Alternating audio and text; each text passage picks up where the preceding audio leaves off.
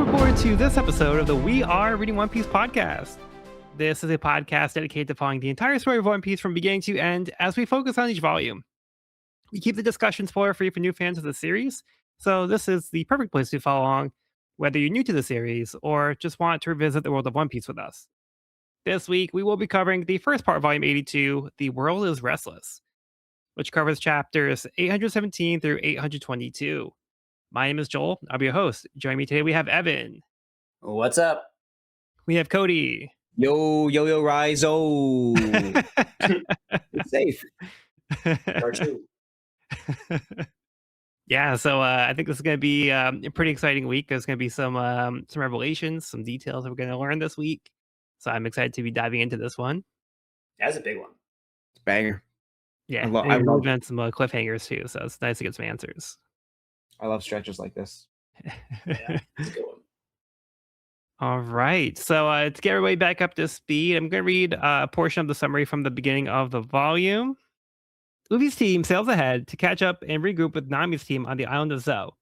When they get there, it turns out that Kaido's crony Jack has already leveled the city. The Minks were hiding the samurai Jack sought, but to them, the Kozuki clan are like family that they would never sell out, even if their country fell to ruin. The crew is stunned by their heartfelt loyalty. Meanwhile, Sanji's family background is revealed, and events take a sudden, unexpected turn. All right, so we're going to dive right into the first chapter for the volume, with chapter 817, Raizo of the Mist. The reports of Jack's death were greatly exaggerated as he tears up the newspaper. On Zou, Kinemon expresses gratitude to the Minks and removes the clothes from his back, revealing a tattoo of the crest of the Kozuki clan. The Astrats are relieved to learn the Minks are their friends after all. Dogstorm and Cat Viper begin to bicker, but Momonosuke demands they stop, especially if what happened to his father is the cause of their feud. The Astrats are confused as Kinemon is right there, but the two sovereigns bow down to the child. Kinemon reveals to the Straw Hats that he's not actually Momonosuke's father, and this was a ruse to protect his true lineage. He is the heir to Kozuki Oden, the daimyo of Kuri in Wano. Luffy is not impressed and continues to treat Momonosuke as he would otherwise. Dogstorm and Cat Viper agree to a truce. The group makes its way to the whale tree to see Raizo. Along the way, Momonosuke mentions he hears a voice getting louder as they approach the tree. They enter a hidden passage in the tree, which leads to the chamber where Raizo is being held against his will to prevent him from giving himself up to Jack. The Astrats are surprised to see Raizo's not what they expected when they learned that they would be meeting a samurai. In the chamber along with Raizo is a red poneglyph. Robin asks if she could read it and is given permission. The Astrats are excited to meet a ninja and beg for him to display his skills. He's reluctant at first, but ultimately obliges and ends up impressing them. Okay, so pretty wild chapter. I like how tiny Jack's newspaper is compared to the rest of him. Yeah, right. It was a newspaper for ants. So Cody, you weren't on last week, but we did get the reveal that Raizo was here. yeah. So I wanted to know what your reaction was to that revelation before you go further into it. The revelation itself, I think, is absolutely beautiful. I feel like in so often, like in stories, you get like I'd do anything for my friends. Oh, like I care so much about them. I'd give up a limb, but like Dogstorm and Cat Viper actually did have to go through with that. Yeah. And just how hard they all committed to protecting him, I think is amazing. And that just feels, that's one of the great things about One Piece, bonds that strong. I think, and this is like something that I was kind of coming into this chapter with. I also like reread the second half of volume 81 today before reading the first half. So Nice. It's all kind of jumbled together in my brain right now, I will say. After getting to like okay, we can't have the samurai meet them, but we can meet them, and everything's fine. A part of me was like, okay, big obfuscation for us as far as like the samurai can't come in contact with them. Part of me was like, was that part absolutely necessary off the top of it? I feel like just them not being able to get there was fine, but like it did add to the overall reversal for it. So like it's neither here nor there. I think it worked for what Oda wanted to give us. I'm fine with it. But just like the revelation itself that Raizo is safe, so heartwarming. I was tearing up in a coffee shop as I was reading it today. So good. And like it hit me, I don't know what it was that made it hit more today than when I read it back in like 2017 or whatever. But I don't know. But it's something it just I don't know, it's just one of those moments that really hits me very deep. And I was happy to experience it. Very nice. What were you guys' impressions of it? I mean, it's like one of the most remarkable acts of loyalty we've seen in One Piece. With like, not a single person breaks here. Like every single person in this on this island, on this elephant, like didn't break, and no one gave up Raizo. Yeah, I think it's beautiful.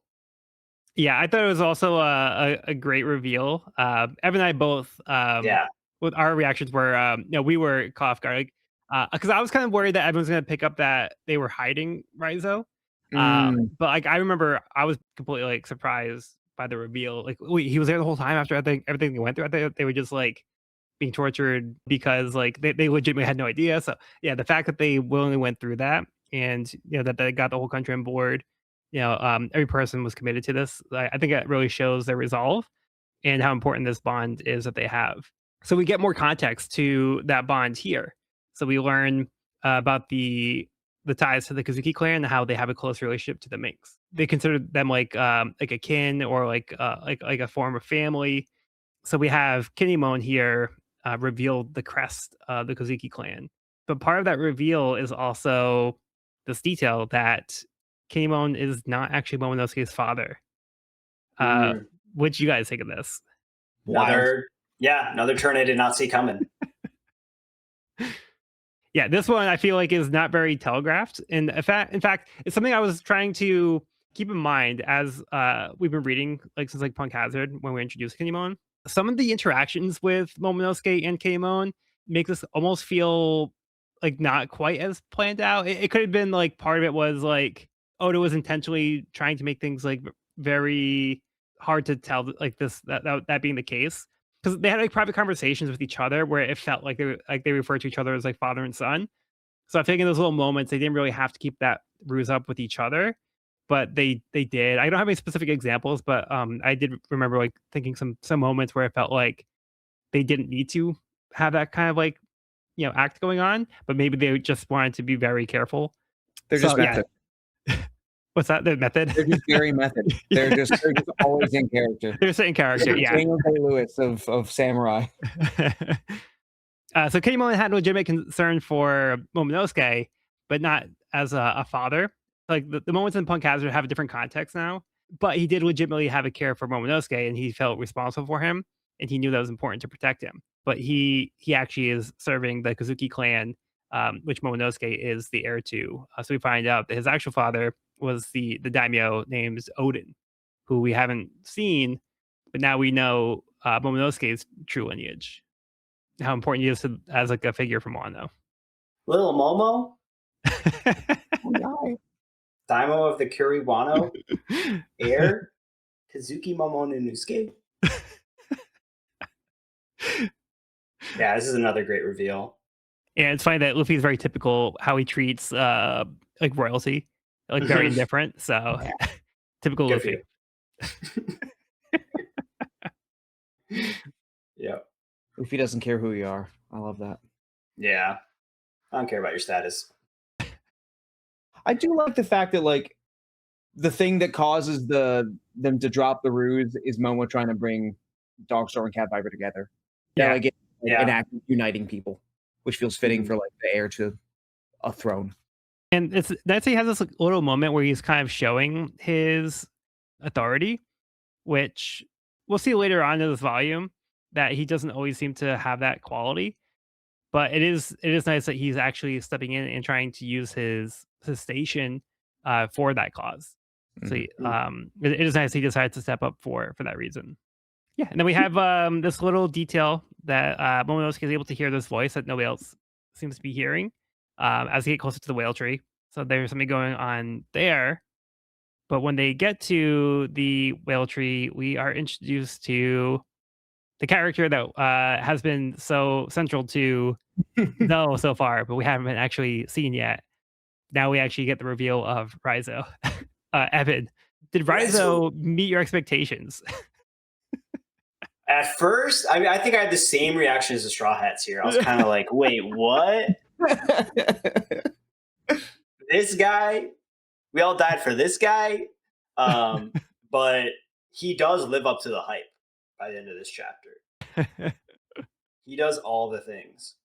Yeah, this was great. Yeah, he's even got some familiar moves.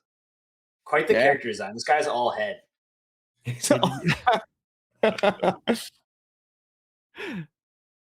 Like Yeah, from the prison.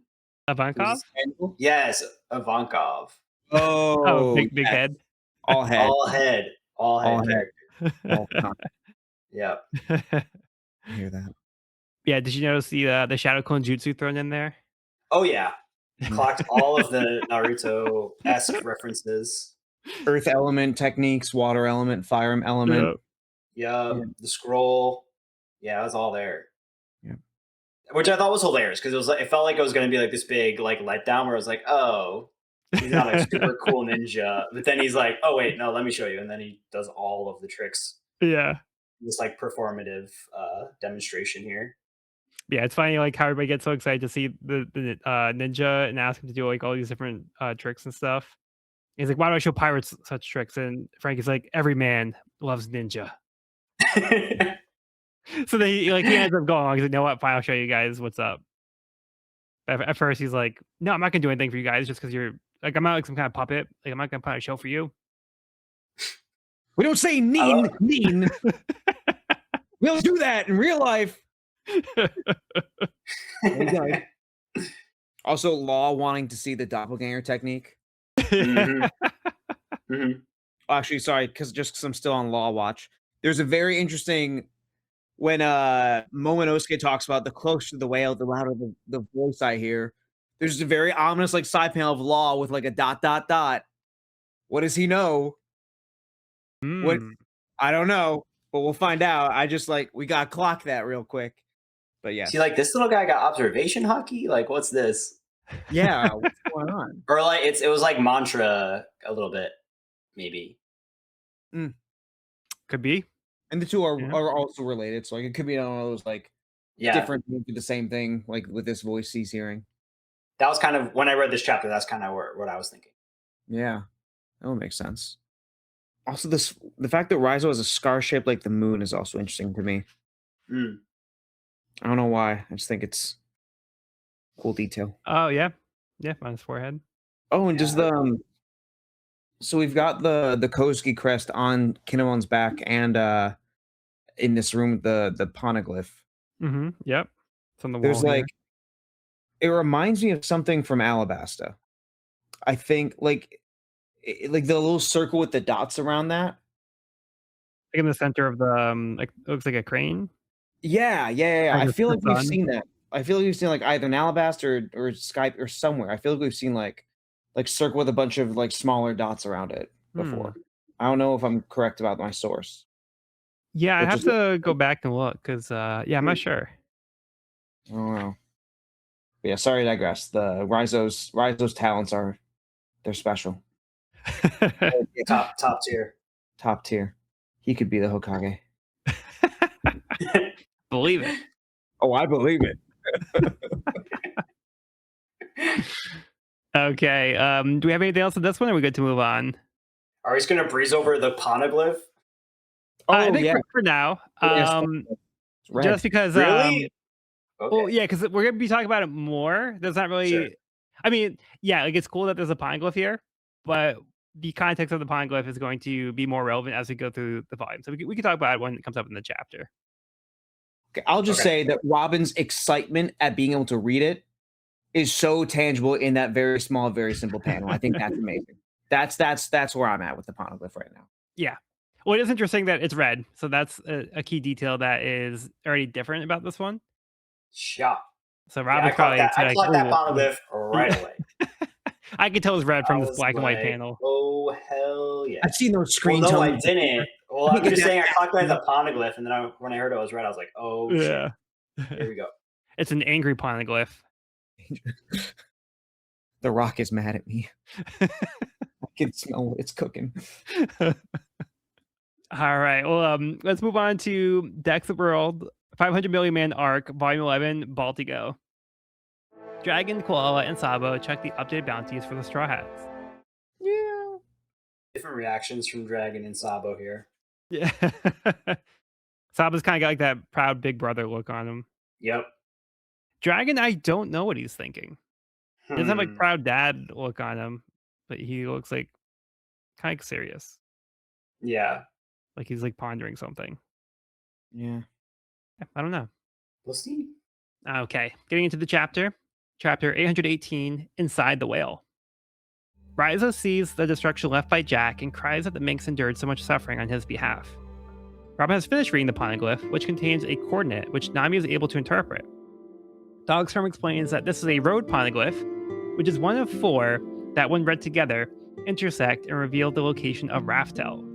The location of one of the road poneglyphs is still unknown, but the other 2 are currently in possession of Big Mom and Kaido, respectively. Cat Viper says they don't need to steal the poneglyph itself and just need a rubbing to copy over the writing. Cat Viper also warns that Robin will be sought after by other pirate crews that will eventually need her to decipher the coordinates, though Robin is not worried because her friends will protect her. The poneglyphs were created by the Kozuki clan, which has a history of stonemasonry. The secrets of creating indestructible poneglyphs and how to read them were passed down through the clan, but the secrets are lost with Kozuki Odin when he was killed by Kaido and the Shogun of Wano before he could pass this on to Momonosuke. Kaido currently resides in Wano. Zoro asks if the samurai were chased out of Wano because of Odin's death. Kamo confirms, explaining that Kaido was trying to obtain the information from them, as Odin traveled with Roger to Raftel, learning the secrets of the world. Lore drop alert. This What? is not a drill. Wow. Where? When? Who? Where now? Where's that? Which one?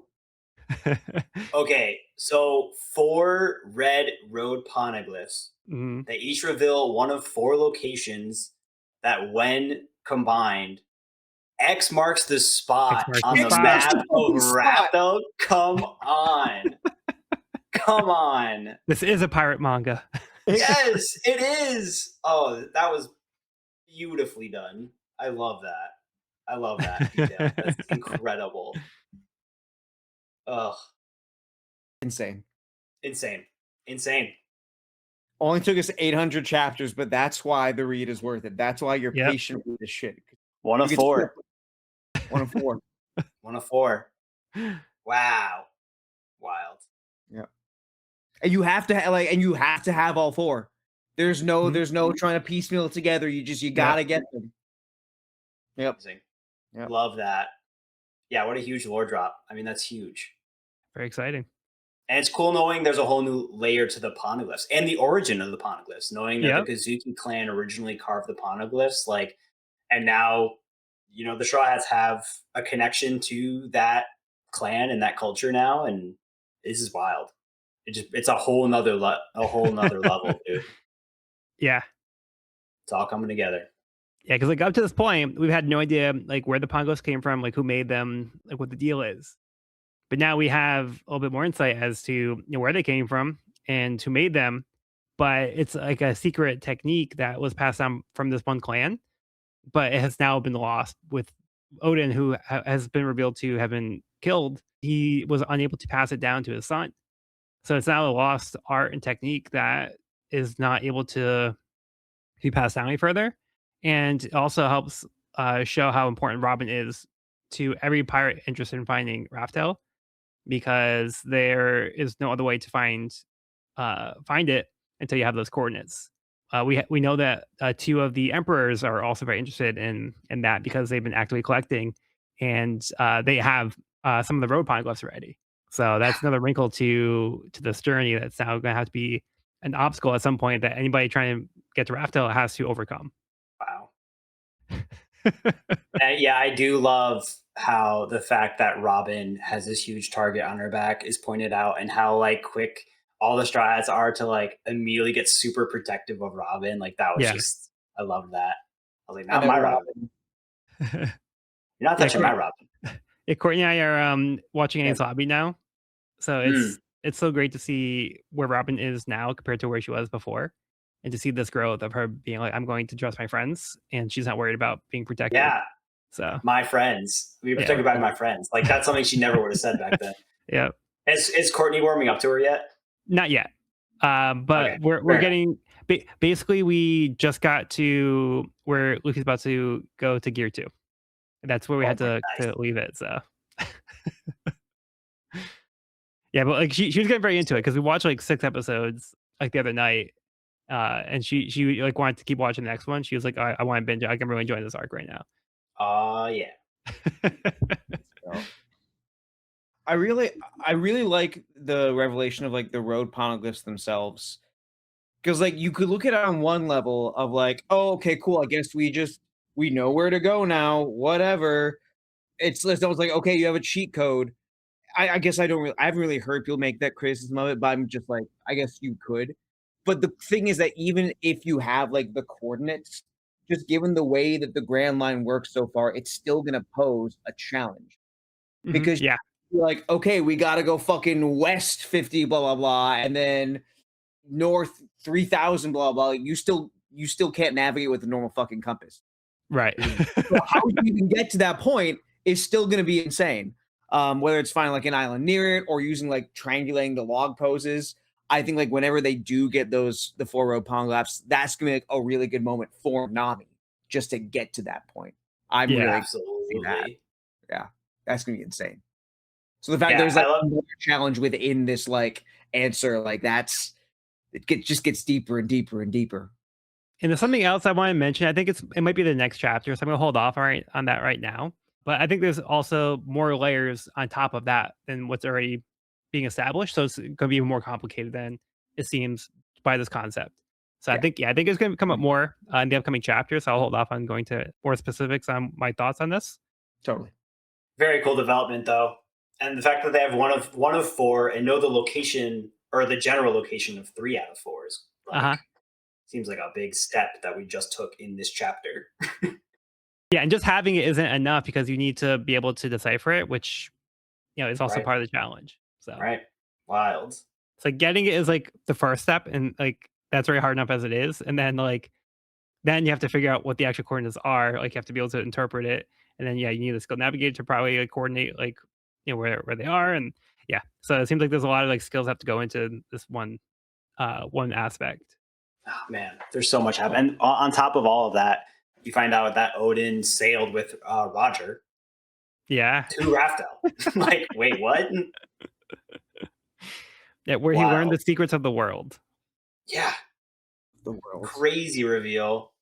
And like, and Kaido's also mixed up in this conflict with Odin, and like, it's still kind of a mystery, but he definitely is kind of like played a direct role in Odin's passing. Yep. Yeah.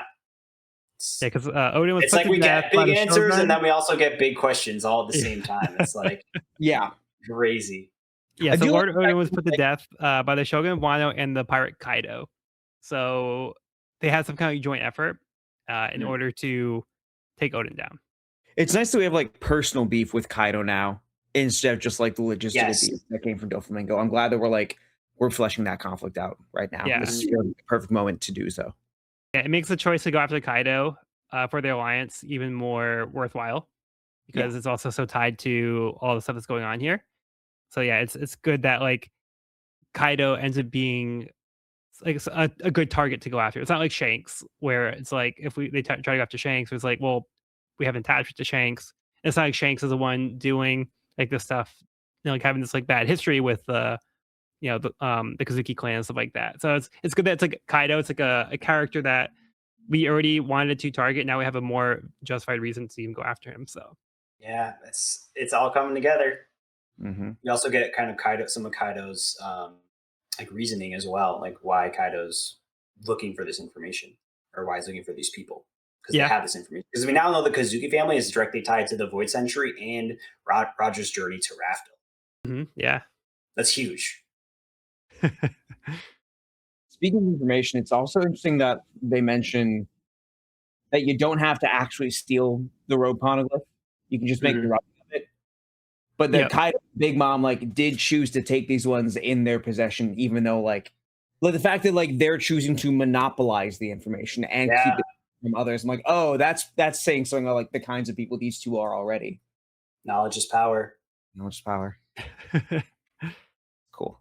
Even if you can't read it. I mean, this even goes into like what was Peckham saying like at the end of volume 81 when like they're in the castle, or no, was it Peckham's or was it Beji? But basically when like they're talking to Sanji and Sanji's like, how do you know this? And Peckham's like, because this is true power. Yeah. Yeah. Sorry. It's just the dots are connecting for me finally. And I'm like, oh, okay, Oda. Oh, what's that? I didn't see this angle. Sweet, man. Yeah, what a chapter. Oh, last thing, I'll shut up. I know I said I'm not gonna have anything to say, but now I'm just talking my ass off. No, go for it. I just the last thing I have for this one is that when Luffy got excited about it, I'm glad that he said, so it's finally time, the place where he might find or might not find the One Piece. Yeah. The possibility is so exciting to him. Just the act of exploring it is what he's here for. Yeah, that wording was a little shocking to me. Yeah, that's a good point. But yeah, I mean, I think that is very in line with Luffy because like he did make that statement back in Sub Odie where he's like, I don't want to know if the One Piece is there. I want to find out for myself. Yeah. But But yeah, it's also I did like that distinction that he made here. That Oda intentionally put that wording in. It's also cool because like if they don't find it, like, yeah, there's a chance that it doesn't exist, or it's just not there, and then it's just another adventure. Yeah. But he embraces the possibility either way. Yeah. Yeah. Yeah. So cool. That's our So guy. good. That's our guy. Okay, I'm done now. Okay. Do we have anything else for this chapter, or do we want to move on? I'm good. I'm good. Okay. In that case, we're going to move on to Decks of the World, 500 Million Man Arc, Volume 12, Future Land, Baltimore. The citizens of Baltimore are pleased to see Frankie's new creation. Oh, I just realized the lion looks like it has like a Thousand Sunny like headpiece on. Oh. Got the chopper horns. And this gorilla kind of has like Frankie arms, like current day Frankie arms. Yeah. Mm-hmm. Oh, and then this little vehicle has a BF on it for Battle Frankie. So yeah, it looks like Frankie did some work on these guys and left them some technology. There's beta testers. The guinea pigs. Yeah, very cool. Very cool. Also, very small thing on the SBS here. So here, Oda actually gives the name of Law Submarine, which is the polar tank. And he just says like sometimes there's just like not really a good way to introduce that type of information to the story itself. So the SBS is kind of like a little way he can do that because apparently on this the model that came out, it just said Law Submarine and didn't actually have a name for it. We also get the worst generation's hobbies. Highlights for me are Beji likes board games. I think it might be the strategy. Yeah. That does make sense now that you make the connection. Law likes collecting commemorative coins because he's a fucking nerd. And Blackbeard likes studying history. What kind of history? Forbidden history? Who knows? That's some neat details here. Mm-hmm. Yeah. Also, the fact that Aruj can have debauchery as a hobby. Oh yeah, man. Or bathing as a hobby. What's that again? Oh yeah, Hawkins. Fucking Hawkins. Of course. So what do you do for fun? I like to bathe. I like to take baths. That's my thing. Good. That's I'm really happy that you do that. Nice, man. Well, we know that Luffy and Zoro don't have a hobby of bathing, so it's nice to That is true. It's a weekly habit. That's true. Yeah, I bet he takes time to like light the candles and like play some like nice music and stuff and makes like a night out of it. Does a 10-card spread. Yeah. Contemplates his life with his glass of wine. All right, let's get to the chapter. Chapter 819, Momonosuke, heir to the Kozuki clan. The revelation that Momonosuke's father traveled with Roger shocked the Straw Hats. Odin's dying request was to reopen Wano's borders, which the samurai intend to fulfill. In order to do so, they must defeat the Shogun and Kaido. To achieve this, they need allies, which is why they sought out the Minks from Zou to request their aid. Kamo informally requests these Straw Hats to aid them as well. However, Luffy declines. Luffy addresses Momonosuke, asking if he's actually a leader or just a figurehead. The others shout at Luffy for being so harsh to an 8-year-old, but Momonosuke holds back his tears. He declares he wants to defeat Kaido, but does not possess the strength to do so.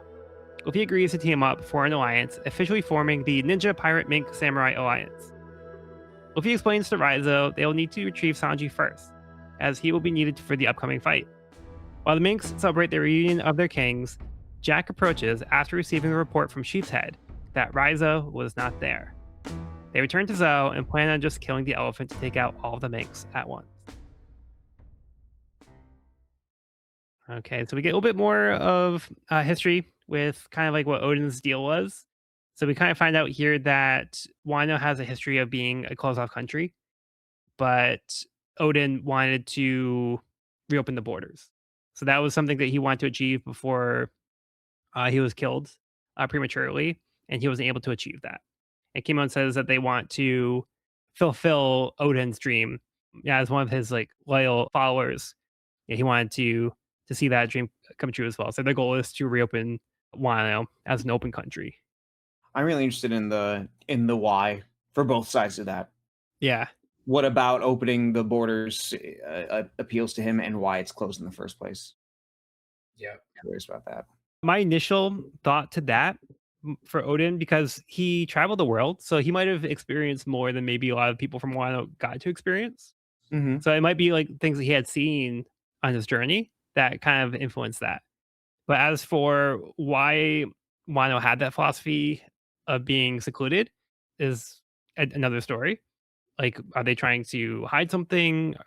They just like want things to not be like affected by outside the world, like the outside world. Like, yeah, there's a lot of information we don't know about this, so there's a lot of speculation that we have on that. Is there something they have that they don't want anyone else to have access to? Mhm.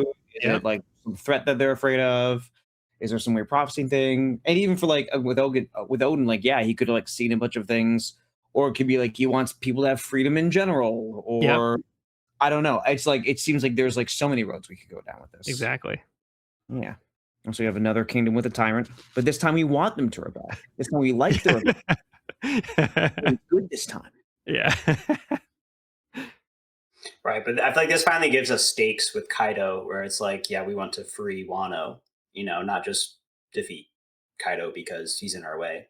So there's some like motivation, and I think this moment with Momo and Luffy is so powerful, and I think it's like Luffy showing a side of Luffy's leadership that we haven't seen, I don't think, where I feel like here he's kind of challenging Momo to be like, your leadership has to be something that comes from you and not something you're inherited. And that like, what kind of leader are you going to be? Like, what do you think?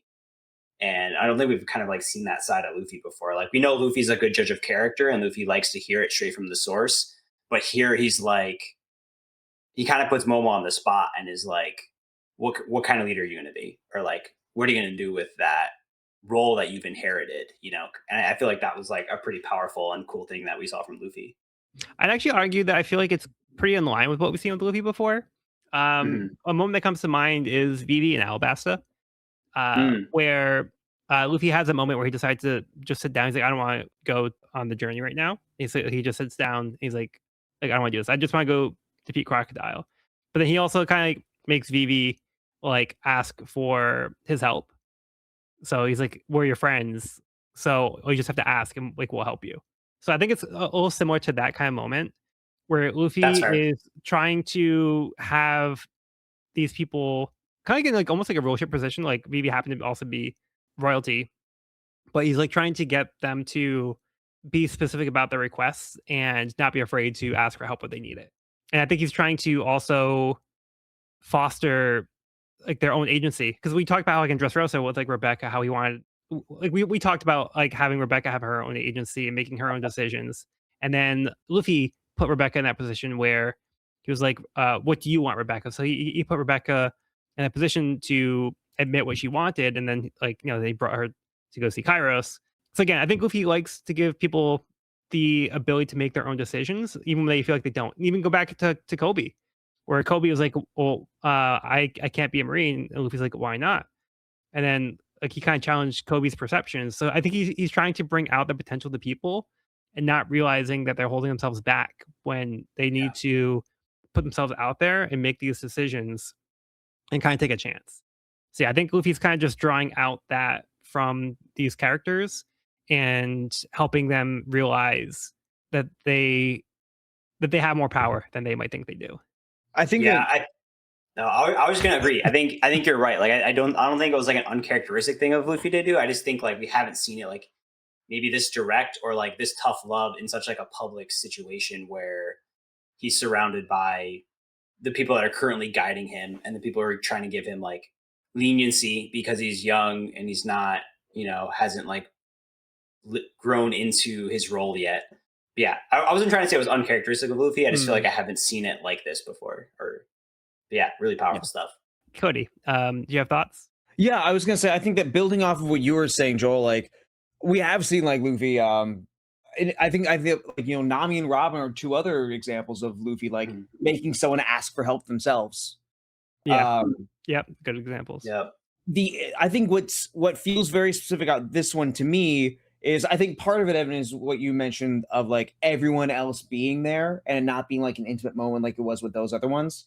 I mean, I guess Vivi also had like the crew there too, but not like. But for me, it's the fact that like Luffy's refusing to help someone else until this person, refusing another request for help, Yeah. which normally is the thing that he would like jump on until this specific person, their leader, does. And I guess to me, like, yeah, I agree with Joel. I don't think it's like a new side of Luffy that we're seeing, but I think it's a lot of Luffy's experiences, like since Water 7 and beyond, of becoming a leader and seeing like what it means to be a leader of people. I think showing itself in the fact that like, I mean, I think it's the way what Luffy would want either way is for Mo to, I guess, to be open and honest about his needs and what he needs to do. I don't know. It feels like it's just building on the connection between Luffy and Momo that we've started to like, see like throughout of like this like kind of antagonistic, but kind of like almost big brother-ish relationship we Yeah. had there. The fact like, oh, I've been through this and like you need to do that too. Just because so much of Luffy and leadership is about listening to people and what they want and working with that. I don't know if I have like a big thesis on it, but I think that aspect is the most interesting thing to me. Yeah, this actually kind of reminds me of even like when the allies were trying to form the Straw Hat Fleet and Luffy declined. That also kind True. of feels a little similar to me here, where it's like it was like, a little surprising that he declined, but then like his reasoning was it made more sense when he explained it in a certain way. So I think Luffy's refusal is not because he doesn't want help. It's like he wants Momonosuke to be the one to ask if because if he's like the leader of Wano and Yeah. he needs help, he wants to put Momonosuke in that position. And in my opinion, I think Luffy is kind of showing him respect in his own way. So Luffy is not respecting Mhm. the Yes. like his position because he has a position where a lot of people are, and Luffy's respecting him, even though he's an 8-year-old, he's respecting him enough to be like, "Hey, you can still make your own decisions, and like you have power." So I think he's like he's respecting Momonosuke enough to make his own decision and to also ask for help. And I think that's where a lot of that distinction is. So everybody sees it as him being harsh, but Luffy's also kind of treating him like an important person. He's like, "Hey, you're an important person. You can make your own decision." So Mhm. yeah, I like that. Luffy recognizes that part of him. I mean, it's like Kinemon says, like a page or two later, like even though they're fighting all the time, Luffy may be the person that respects Momonosuke more than Mhm. anyone else. Yeah, Because I think for Luffy, like to a degree, respect and honesty are very much intertwined for Luffy. yeah. Like whenever he likes, like you think like chapter 2, he's like, hey, who's the tough looking old biddy over there? Like you never see that as disrespectful because to him, honesty is respect. He'll disrespect someone in other ways for sure, but like I like, I think that those two things being not the same but close together is just Luffy how Luffy shows that. And like you said, Joel, like fighting with Momonosuke and holding him accountable is how he pays respect to him. Yeah, he's like not walking on eggshells. He's not worried about like offending him. He's like, oh, I don't want to offend the future daimyo. Like it's not like that. It's like I'm treating you like a person. Yeah. Yeah. He's like, I'm Uh, gonna respect your character, not your title. Yeah, exactly. Yeah. But then I think who was it that says that typically when they're that young, they don't make the decisions. Oh, Yeah, someone was saying they're gonna like grow into power. Conjuro or oh, it was Brooksy. Brooke. Okay, yeah. So like Luffy almost has like almost kind of like a naive approach to it, where it's like, hey, you have this position, so you gotta like be the one to call the shots. But it's also like he doesn't have the world experience to also be calling all the shots either. So Brooke makes that point where it's like, well, I mean, he's 8, so other people are probably making these decisions for him because until he becomes of age. But again, Luffy is almost like preparing him in a way for that role, even though he's young. Yeah, he's kind of like getting him ready to take on that role in the future. Mm-hmm. Yeah. It just felt so deliberate. I feel like it's just getting more and more deliberate, and we're just seeing Luffy becoming a better leader. He's just becoming more confident in his ability to judge people and get the truth out of people. Yeah. And I do like that Momonosuke does admit, he's like, hey, like I want to defeat Kaido, but I don't have the strength to do it. Like I can't do it on my own. So I do need your help. And that's why they're in this position where they're trying to get allies to help them. And we've seen in the past, especially in Punk Hazard, where these samurai have been very reluctant to ask for help. They've been trying to be independent and self-sufficient. Yeah, they wouldn't even like ask for food and things like that. Anytime that they were helped, they were a little bit stubborn and they didn't want to acknowledge that they needed the help. So we're getting to a point where they're getting to know these characters more, and they're starting to get their background and why they need help and like what their history is. And the fact that they do need help and that they're actually asking for it, that does kind of show some progression here with these characters too. Also, Usopp and Brook are doing a ninja pose in the Ninja Pirate Meets Samurai Alliance. And That's fun. funny. And the Conjure doing the Frankie pose. Yeah. Amazing. Yeah, and then Luffy says that they have to go get Sanji first because if they're gonna have like this fight, it's like they need to have their full force. They can't go in without everybody that they need for this fight. But then I think it's funny when he refers to Peckham's as Lion Viper, and Dogsworm's like Lion. Like, is there another cat I don't know about? Like, yeah. And then we end the chapter on that note where Jack is back. And he's like, "No, what? We weren't able to defeat the Minx last time, but let's just take down the whole elephant. We'll take them all out at once." Yikes. Eeh. Oh, real quick, we also got a little affirmation of Law and Luffy's alliance. Still going strong. Okay, it's not over. Yeah, Luffy's kind of making all these plans, and Law's kind of like, wait, what about our deal? And Luffy's like, oh, you don't care, right? And he's like, no, but like on principle. Well, You really, know. this was part of the plan to begin with. So Sure. that was why they technically formed the alliance. But although Yeah. I don't know if Law really expected to get this far. If it was just more of like, hey, we just want to take down Doflamingo, and that's my main goal. Yeah. And that the Kaido thing was just kind of like a way to get there. But really, like, they do have to take on the Emperor. So Now that we're here, might as well. yeah. On that note, though, I do love right after they sell the alliance, Luffy's like, "Hey, if we're an alliance, it means we're friends." And I was just like, "No, wrong, I'm not your not friend. at all." Nope. No. Yep. Okay, we good to move on? Yeah. Okay, next up, Decks of the World, 500 Million Man Arc, Volume 13, Birdie Kingdom. The citizens of the Birdie Kingdom are pleased to see Chopper's updated wanted poster. Cute. Yeah, looks like some of the kids took up Chopper's disguise. These are fun. Okay, yeah, I don't have anything else really to add on that one. Same. Yep. Okay, getting into the chapter. Chapter 820, Cat's Dogs Have a History. Cat Viper and Dogstorm continued to chat with Luffy, revealing they knew Shanks when he was a boy. They were also on Roger's ship as they accompanied Odin, who had also traveled with Whitebeard for a time, though they did not travel to Raftel. Frankie says his master built Roger's ship, and Brook wanted to ask about Crocus. But Nami interrupts to clarify what Crocus told him about following the log post to the end of the Grand Line. Dogstorm states that it's true that if they follow the needles to the end of the Grand Line, all paths will converge at the same point.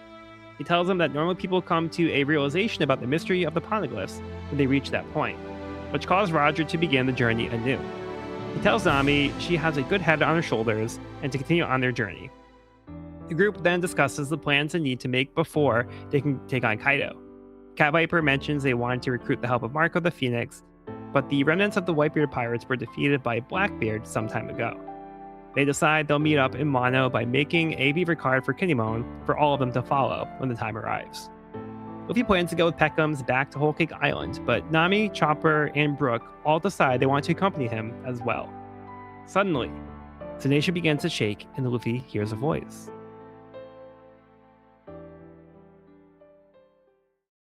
Okay, so we got some more revelations here. Yeah. How fun and nostalgic was this, though? I feel like hearing about like the previous generation and their connections and alliances, and kind of the connections like between Roger and Whitebeard and Odin and some of the party present. It was kind of cool hearing about those connections and kind of seeing some of the parallels to the current generation and their kind of similarities, and at least the way they handle things and like the kind of pirates that they are. It's very interesting, and it feels kind of like nostalgic in a way. Yeah. So casual with the name drops too. Right? Yeah, Usopp's like freaking out. He's like, "Who? You say Whitebeard?" I gotta write this down. Yeah, so we see here that both Dogstorm and Cat Viper were also on the crew as well, and they had also traveled with Whitebeard. So they didn't make it to the end of the journey, but they were on the crew for some time, so they got to meet Shanks. And yeah, so we also see that there's ties to Whitebeard. So Cat Viper, knows Marco the Phoenix from from the time on the crew. So they wanted to see if they can recruit the help of Marco because he thinks that he'll be able to help them with their upcoming battle. Be a powerful ally. I think another interesting point about like the reminiscing is like we've seen like hints and traces of Roger throughout this journey, and it feels more and more like Luffy is like following in the footsteps of the person he wants to become. Like we almost see like this. He's almost like walking in the shadow of Roger, and we see him kind of like making the same connections and making similar alliances and like befriending similar like the same people. And we kind of see this trajectory or this like path that he seems to be following. Very interesting. Just pretty cool. I really like the fact that like we're just connecting so much right now. Like we're reconciling all the log post stuff, and even with the news of the road poneglyphs, we're seeing how they still have a function. There's like another mystery tied into those. You bring in Marco into the picture. I also just like Marco, so that's cool. Yeah. But like seeing like, oh, okay, like the fact that like there was that Whitebeard pirates versus Blackbeard pirates war after Marineford has consequences, but he might be able to be folded into this Kaido thing, and then even taking the Momo and Kinemon stuff and deepening their connection to Caesar and Dofi at the start of it, and giving that trajectory into everything after Dressrosa. It's just the world is feeling even more connected, which has always been one of my favorite things about One Piece. But after like Dressrosa was just so much time in one location, which was great because we got to really deepen that one location. It's just cool seeing the threads go forward and backwards a bit, and then just connecting all around. I'm just really liking that about Zoe. And it's something I wouldn't have expected just going into, we're going this island with the minks and all this. Yeah. There's just so much to it for such a what feels like a small stop on the journey. Yeah, like I feel like this like kind of lore drop is kind of unexpected, especially the direction the arc was going when we got here, and now it kind of took a turn. So it is kind of cool to now all of a sudden get more depth to the lore and the journey as a whole. Like this is like pretty huge for the journey because it's kind of setting up the roadmap for pretty much the rest of the journey for them. Endgame. Yeah. Yeah, it's just wild. And it's like you would expect this after 820 chapters, but yeah, it's just like seeing all of these paths crossing and all of these connections being made. And these names now hold so much weight and like you have so much like like there's so much weight to these names that are just casually being dropped, and it's really kind of cool to see the Straw Hats where they're at and like functioning at such like a high level. Like I was going to say this more towards the end of the chapter, towards the end of the volume, but like everyone's getting their flowers and everyone's showing why they're on this crew and why they're here, and like the connections go back. Like in this conversation, like Frankie, his mentor is given is his name is thrown into the hat, and Mhm. like Frankie's contributing to the party, Robin's contributing, Nami's contributing. It's like everything. It's all like coming together. I don't know. It's just like really cool to see the progress that's been made Mhm. and how connected and useful and like the purpose that all the Straw Hats have found on the crew is really cool. Yeah, definitely. And now we're making some powerful alliances and hearing voices apparently. Kind of going into more about about Raftel. So Nami asks the question, why do we need the road pine glyphs if we're just following the log post to the end of the Grand Line? Because Crocus had explained that all of the points will eventually lead to the end of the Grand Line. It all leads to one point. So the paths will converge at the end. So it's not exactly clear why Raftel is so hard to find. So we do get a little bit more information here, but it doesn't really answer any questions. There's something that Dogstorm says here. Okay, so there's a point where three needles point to the same location. However, on Yorgura travels, you have already begun the next adventure. And Nami says, huh, what do you mean?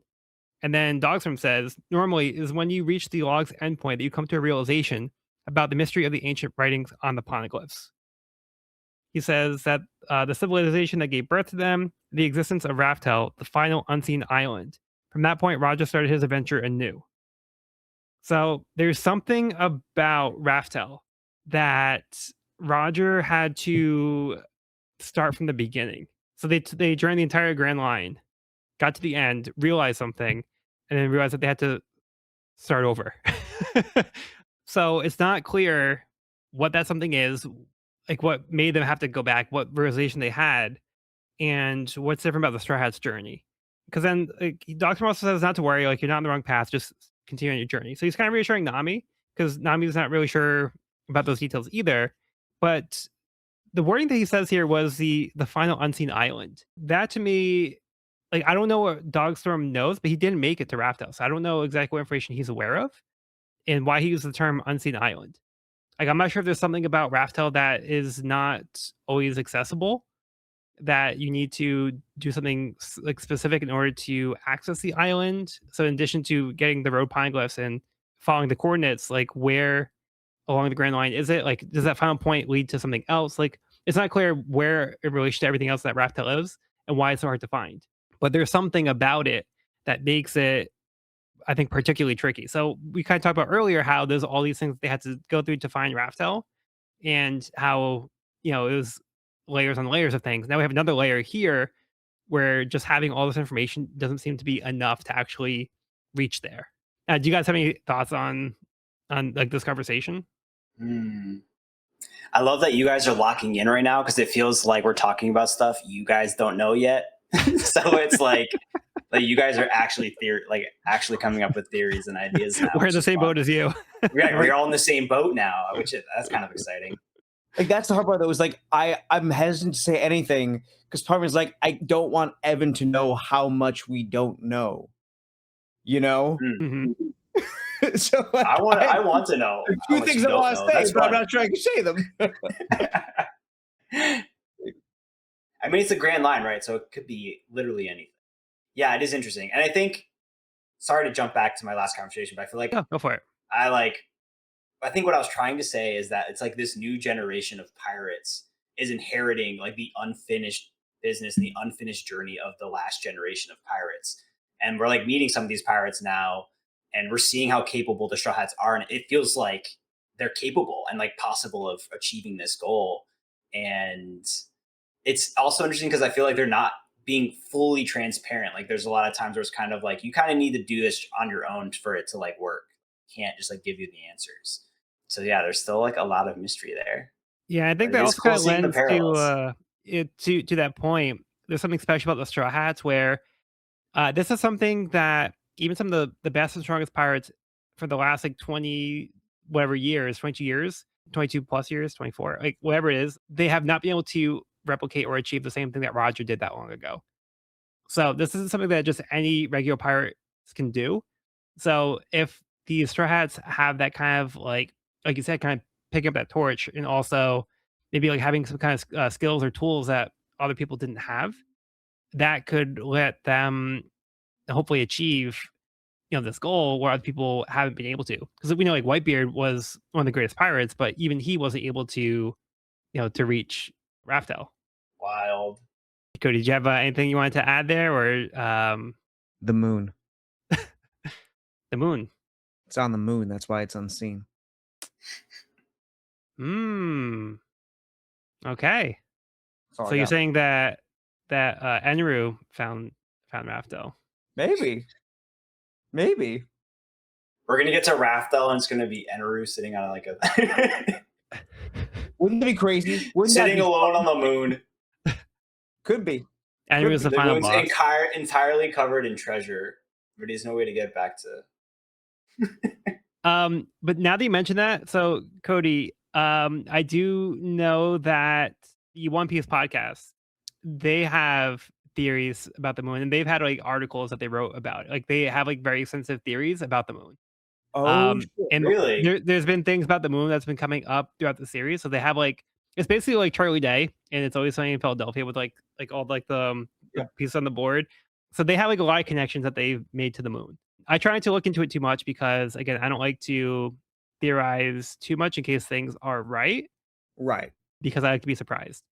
But I do think it's interesting that you mentioned the moon because there could be some kind of ties to the moon that could make it something important to the series. Because like we did see the moon at one point, but it also seems like a random thing that feels very far removed from everything because we haven't seen anything with it since then, and now just had his little journey, and that was it. But like Oda doesn't do anything for no like he doesn't do anything for no reason. Like there's always like some Right. reason why he's doing things. We I did mean, we did just get introduced to Raizo, who does have a scar shaped like the moon, uh just for getting this lore drop. That's all I'm saying. That's all I'm saying. I don't know what else. I don't know what I'm saying, but that's what I'm saying. Cat And I Viper's probably won't go too far into the it. king of the night. When the moon comes out. I also had a feeling about Kozuki. So I just looked online. So Kozuki contains the words for light and moon. Oh, really? Oh, really? Oh, really? Hmm. Yeah, I thought Kozuki had Wait something to do with a the moon. minute. So Oh, it's Suki. Yeah, Zuki. Okay. Hmm. Hmm. Hmm. We'll see. so there might be more to it than we realize. So you might be onto something there. I was thinking because like we saw like all those little drawings in an L's cover story. I'm like, it has to be connected some way. There has to be something. Yeah. And then we'll go from there. But I'm not gonna look into it too much myself as well. Cause like you, Joel, I very much like I'll watch some theory videos every now and then, like if it's like if someone's like, oh, check this thing out. But like I've seen like 4-hour long videos saying like this is what the One Piece is, and I'm like, I refuse to click on that. Yeah. If you're right, then I don't want it spelled out for me. I want like just enough of a clue to be like, ooh, maybe, but like I don't want anything that I can truly trust as definitive. Roger's like, back to the start. We need a spaceship. Let's go. They had to go back and find Tom again. Tom, we need a spaceship. And we gotta put those rockets on. Yeah. Okay. Yeah, we'll see. Who to burst to the moon, baby? Top working theory. Okay, then going back to Wano. So just like a little detail here, because Kaiju does say that was a crime to even set sail. So what Lord Odin had done was it was kind of frowned upon. So the fact that he went with Whitebeard and Roger their pirates. This is like considered to be like a scandalous thing that he did. This wasn't like something that was normal for people from Wano to do. And again, like they weren't supposed to like leave the country, so like the borders were closed. So they were supposed to be like you stay in Wano, you don't leave Wano. But Odin decided to go out on the adventure, and he joined the pirate crews to do so. So Odin was a little bit of a trailblazer in that way. He was having issues with their policies before he even left. Hmm. I want no more. More. More about this guy. I need answers. Yeah, and then also we find out a little bit of what happened to Marco after the war. So Luffy couldn't remember who Marco was. He's like, oh yeah, the pineapple guy. I have to thank him for saving me. But apparently, Whitebeard's former crew they were hunted down by the Blackbeard pirates. So Blackbeard wasn't content with just destroying the captain. Like he wanted to tear down the rest of the Whitebeard pirates too. So he went after them. Marco, his fate is kind of unclear right now. So they're hoping that he's still alive, so that way they can recruit his help. And then the last thing was Luffy is now hearing voices in his head too. What's up with this? Just like Momo. Interesting. Okay, we have anything else on this one? I'm good. All good. Okay, next up, chapter 821, Understood. Zoe has become unstable as Renisha is attacked by Jack's forces. Both Momonosuke and Luffy can hear a voice, but nobody else seems to be able to hear it. The voice instructs them to give the order, but Luffy doesn't understand what this means. The voice does not respond back. Pedro remarks that Roger described being able to hear a voice as well. Momonosuke realizes he can see through Zunisha's eyes, reporting that Jack is attacking, realizing that the voice he's hearing is Zunisha's. Zunisha explains that it committed a crime in the past, and as atonement, it must continue to walk. In order to fight back, it will need permission. Momonosuke shouts for Zunisha to drive Jack away. Zunisha uses its massive trunk to swipe at the battleship, destroying all of them in one swing. They no longer hear Zunisha's voice. Apu reports to Kaido that he lost Jack's signal on the transponder snail.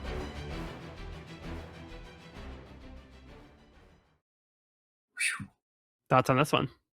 Hearing voices. They're going crazy. No, I think this is a pretty wild development, actually.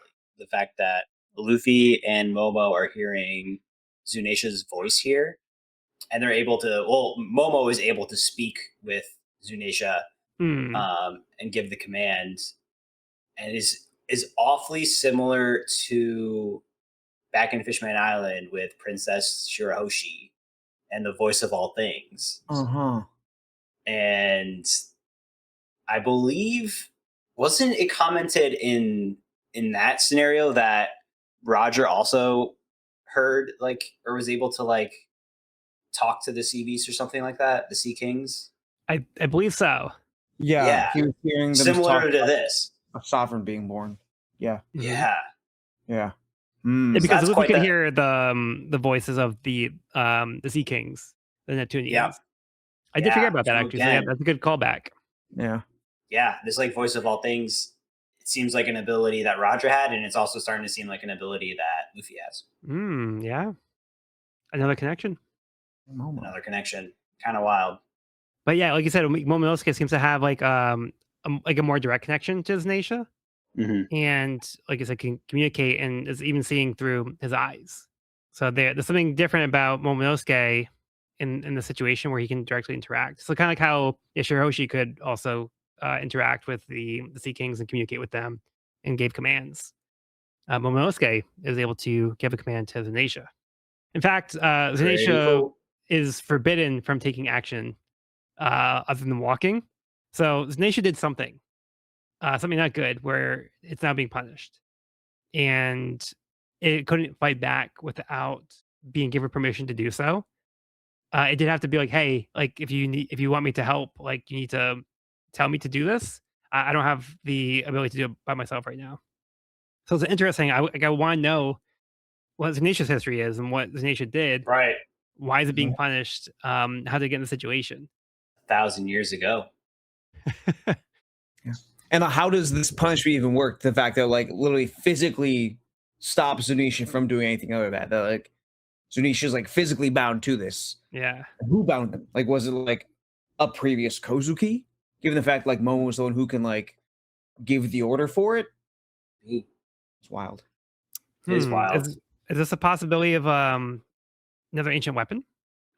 Maybe. Maybe.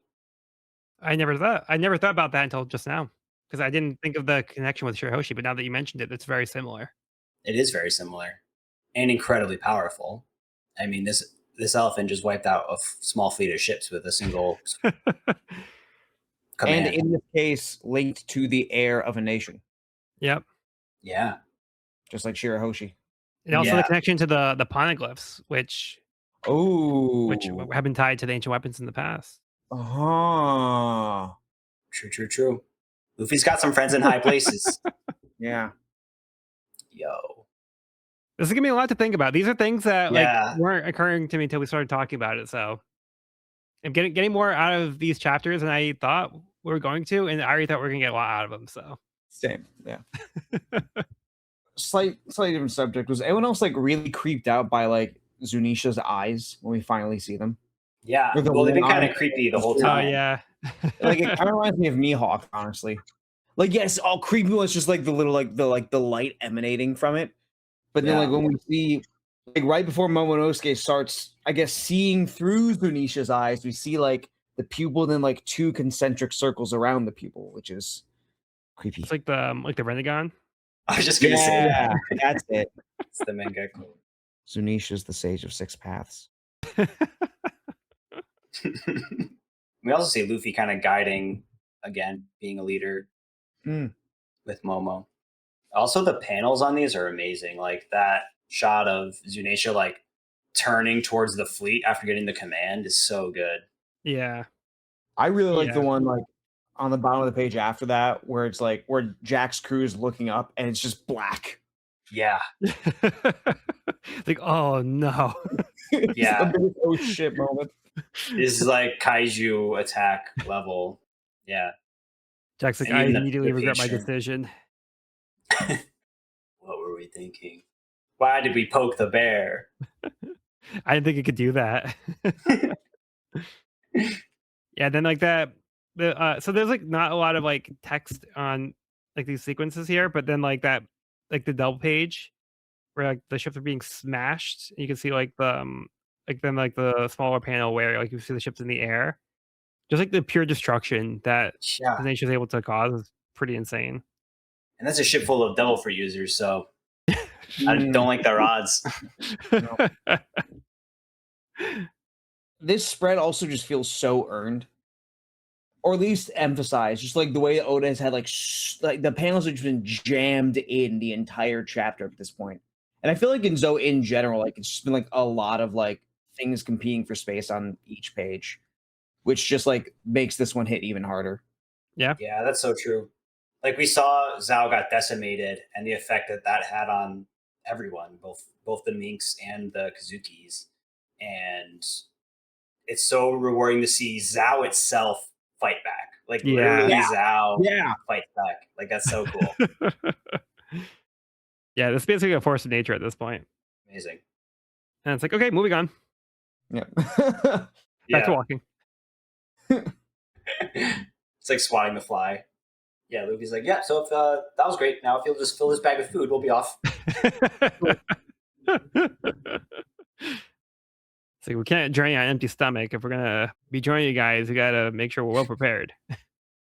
Then we end the chapter with Apu on the transponders now, who also now seems to be working with Kaido. So a lot of these supernovas ended up aligning themselves with Kaido. And the 2 pages and the 2 panels before that, we get some shadowy figure with all these neat trees and bars. Yeah, I didn't really notice that part. I really love the way Oda's using his panels. Yeah. Like just like he's either hiding things from you or emphasizing them so well. Mm-hmm. And are we to believe that is Apu in the location of Apu's snail? I believe that is Kaido. We think it's Kaido who has a transparent snail that looks like Apu. Yeah, I think Apu is communicating to Kaido, Well, because he says we lost our connection with Jack. It cut out abruptly while he was at sea. Kaido.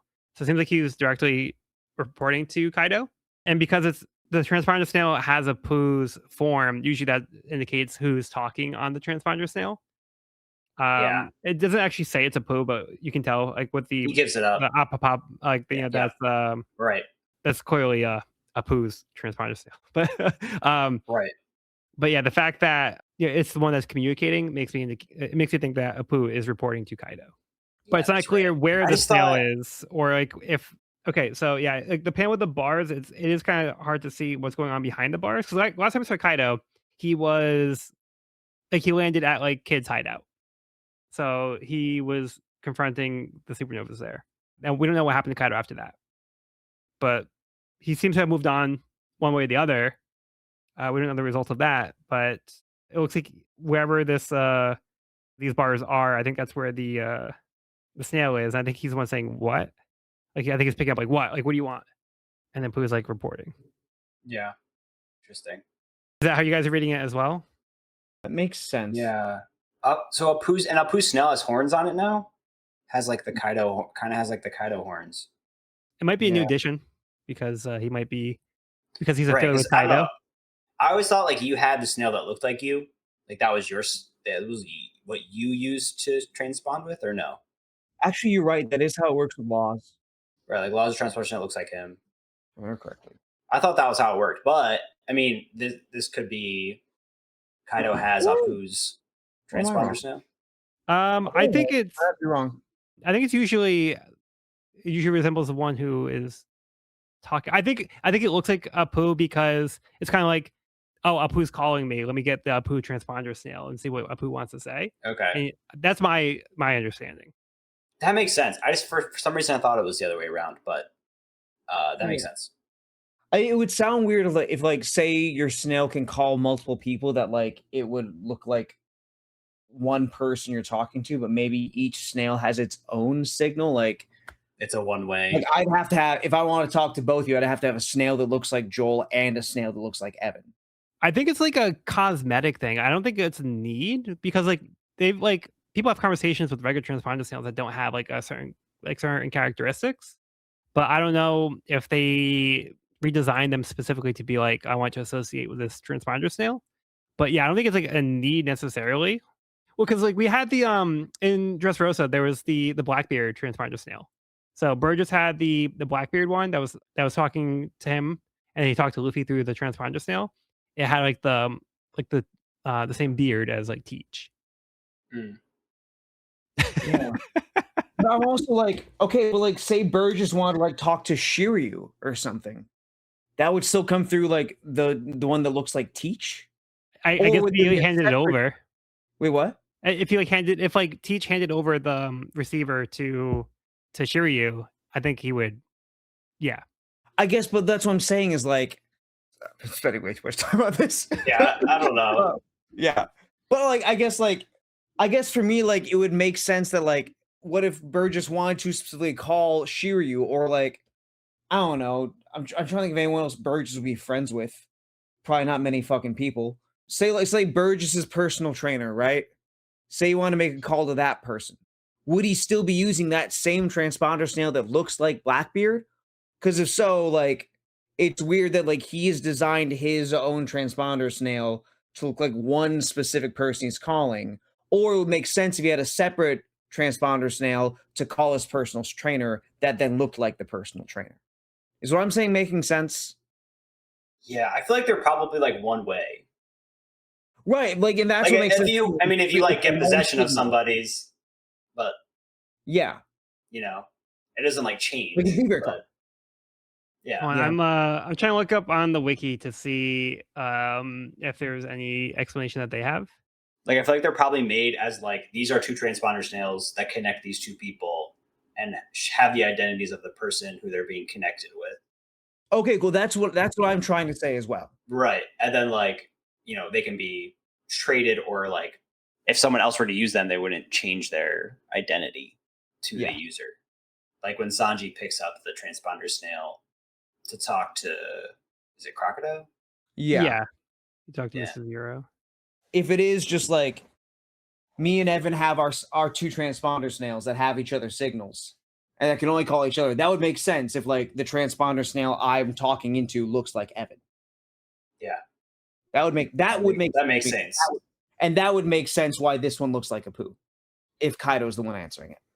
We can assume Apu is talking into a Kaido-looking transponder snail to give this report. Yes. I'm seeing like on the wiki, it says like one of the trivia things in the anime, when a Dendemushi gets hijacked, it rapidly changes faces repeatedly. So I don't know if it's like just changing to look like whoever is supposed to be talking. That sounds like fake. But it doesn't always do that though. But I'm trying to think of like I don't think we ever seen it like drastically change their complete like design to look like a different person. If you go on the wiki page for transponder for Dendemushi, under behavior, there's a little gif of the snail that looks like Law, just very like changing from Law's like very chill. It looks like Caesar, yeah. You know. Okay, yeah. So it still has like Law's features, but then it has like Caesar's eyes, like, but it has like Law's hat and his tattoo. But then because like Law's kind of got like the more like laid back chill eyes, and then Caesar has like the large like pupils. Right. So, and the caption says it's Law and Caesar talking through that Dendemushi. So this seems like the Dendemushi that I believe Doflamingo was on the other end owns, that looks like Law and is therefore specifically meant to call Law and only Law. Yeah. Yes. Cool. Okay. So after all that, it seems to be the implication is that this is Apu calling on the snail, right? Yes. Okay. I think for sure. I think just having ones with like features as a cosmetic thing that could just be like, again, associating this transponder snail with that person. So if they call, it's usually that person calling on this line. But it's not like, I don't think it's necessarily, it doesn't have to be that person to speak on that snail. It could be anybody that picked it up and called, but it's like this is coming from Apu's line. Which, all that being said, like it is interesting that there are horns on this Apu snail. It means that he is aligned fully under Kaido. Yeah, I think that's the implication on this panel. Yeah. All right, we got there. My God. All right, are we good to move on? Yes. Yeah. I'm so ready to move on. All right, we got one more chapter, but first up we have Decks of the World 500 Million Man Arc, Volume 14, Sabaody Archipelago. Angry management. Brook's former managers trashed the place upon seeing his new wanted poster. Yeah, so they did not end on good terms with Brook. World tour delayed indefinitely. Yeah, Brook is under new management. Okay, now we have chapter 822, Descending the Elephant. Chopper leads a team of doctors to treat Zanatia's wounds. Momonosuke tells Kinemon he would like to stay on Zo for now and see if he can continue to talk to Zanatia. Dogstorm says he'll watch over him and will bring him back to Wano when they regroup. Kinemon will travel to Wano with Zoro and Law, Cat Viper will seek out Marco, and Luffy's team will head to Whole Cake Island with Peckham's. Luffy is eager to get going and grabs Peckham's. Pedro also requests to accompany Luffy on their trip in order to keep Peckham's in line. Usopp gives Nami an upgraded climate baton with tech from Weatheria, which she dubs the Sorcerer's Climate Baton. Luffy grabs his group and jumps off the elephant's back. Meanwhile, in Alabasta, Vivi prepares to embark on her trip to the Reverie. Vivi! Hey. Long time no see, friend. We started like two or three cover stories ago. Yeah. But here she is, page proper. In the actual chapter, yeah. Yeah. Exciting. It's nice to see Vivi again. So Frankie says it's really easy to make phone snails. Tell me more. How are you going to dress them up? How does it work? Making them is easy. Dressing them is hard. Yeah. That's cool. Yeah, apparently they grown. How to do that, though. Yeah, I guess they're just like out in the wild over here. So I think they saw some around. So if you can find a snail in the wild, you could just make some modifications to the shell and set some stuff up, and then you can get a little transponder snail. It's neat. Then they live the rest of their lives as a telephone. Only they like it though. Yes. As long as they get food, they're happy. Because if they didn't, that would be. we don't break. They get a home. They get taken care of. That is funny. They're like pets that are also your cell phone. Yeah.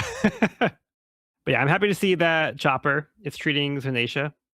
So Zanisha Yep. took some to the cannonballs to the leg, and yeah, Chopper gets the team ready, and yeah, they come up with a treatment plan so they can treat Zanisha even when Chopper leaves. So, but yeah, Zanisha's probably gonna be okay. And then he asks, "For these 1,000 years, what have you been walking toward?" We all want to know. Hmm. Yeah, and I seen Chopper stepping up here though. I feel like in the chapters we've talked about today, like everyone's stepping up. Like Choppers gets his flowers here. Frankie's building stuff with Usopp to help benefit this crew. Usopp's building Hmm. this Son Goku baton. Um, but like, I mean, Robin with the poneglyphs and Nami being able to be like, yeah, those are navigational points that we could figure this. Like, I could get us there. Like, I don't know. Everyone's just like proving their worth and like stepping up and like taking control of their roles on the Straw Hat crew. And it's just like feeling really cohesive right now. Zora's like, oh, you need me to go crack heads in Wano? Like, I can go do that. You know, it's just like everyone's like stepping up, and it's cool because like the stakes all of a sudden are a lot bigger. We're not, you know, fighting Doflamingo anymore. It's multiple emperors and saving Sanji, and it's just like the crew needs to be working at a high level, and they are. And I think that's Yeah. really cool. Like really satisfying and really gratifying to see everyone hitting their mark and just like executing, because that's what we're doing right now. We're forming alliances and executing some like really big plans with some like really powerful allies to take down some really powerful emperors. And it's all very exciting. Like I'm hyped. Agreed. Yeah. So then we have like a game plan now, so we know where everybody's going. Mhm. And then I like how Luffy goes to get Peckham's, and he sees the turtle shell. He's like, "Oh, a turtle! Oh, so you're a turtle viper." So he's still getting the name wrong, but Oh, I also think that this scene's revealing, Joel. I think last episode we were talking about Peckham's getting shot in the abilities, back. like shell abilities, getting shot in the back, and like Yeah. not having like why Mhm. wasn't the shell there?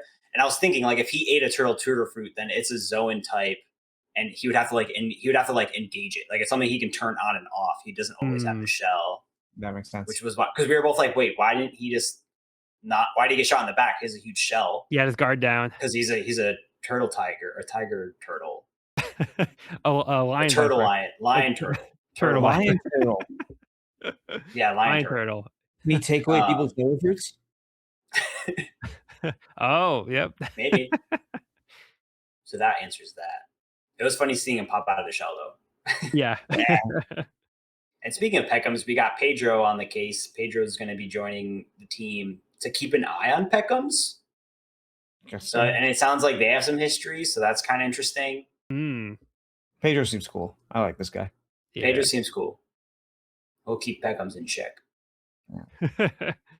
Like everybody wants to go, but it's like we gotta keep the team somewhat small. It's already getting Right. pretty out of hand. So Yeah, we've got our 4 teams ready to go.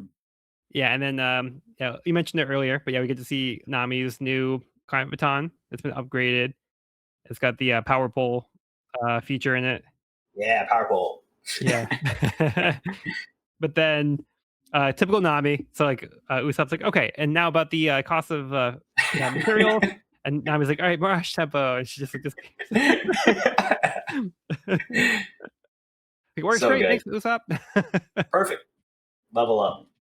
Yeah, so now we have the team that had left Dressrosa. So Dressrosa became like the Straw Hats were divided. So we only had some of the Straw Hats, and now we're kind of doing the same thing again with the other half of the Straw Hats. Mhm. So we're dividing the team up again, but now we're gonna have an adventure with the crew that left Dressrosa early. So that ended up working out well for Dressrosa because it gave some time for other characters to shine. But I think it's gonna be interesting to see, how this affects the dynamic for what's coming up next.